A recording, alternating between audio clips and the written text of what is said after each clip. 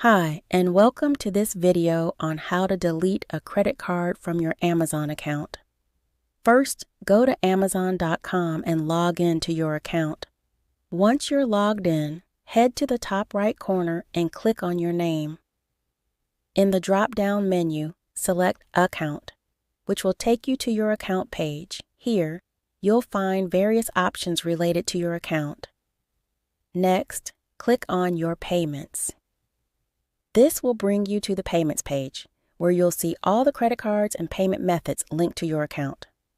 As you can see, I have 2 expired credit cards that I need to remove.